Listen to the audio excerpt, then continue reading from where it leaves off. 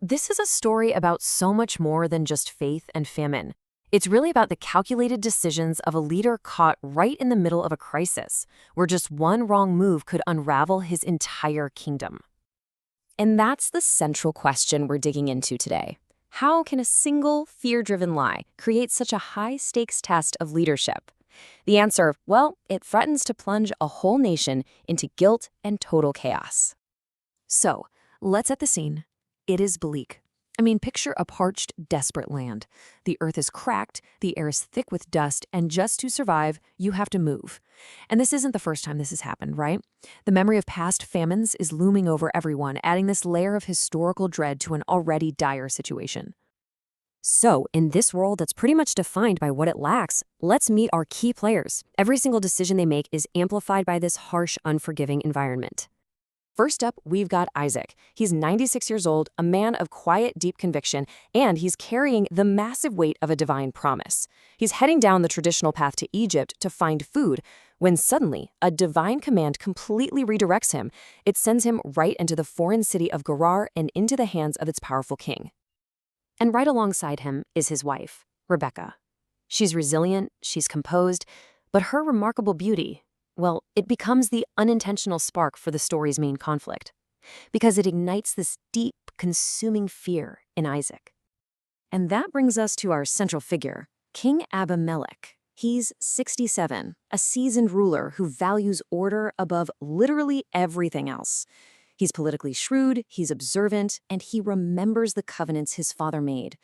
He is the guardian of the boundaries, both physical and moral, in his kingdom. Okay, so this is where things start to get complicated.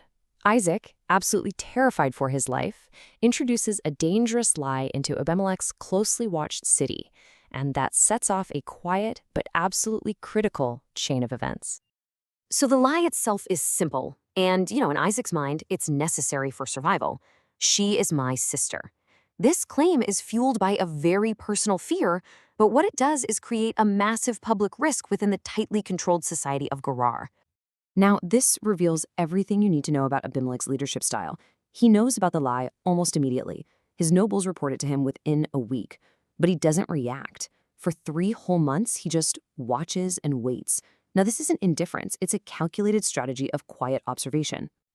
And all that quiet observation, all that waiting, it leads directly to this critical moment of discovery, where the king's private suspicion is about to explode into a public crisis.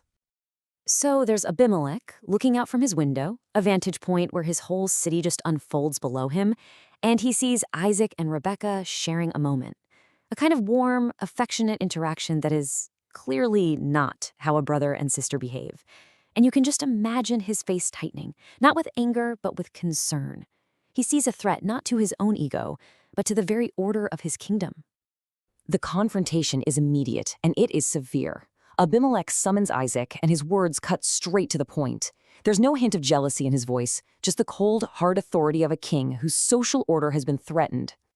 And this right here reveals the crucial clash of perspectives.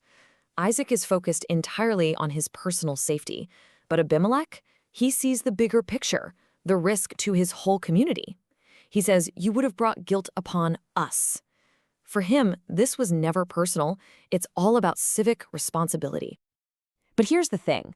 Abimelech doesn't seek punishment. Instead, he moves from confrontation to decisive action.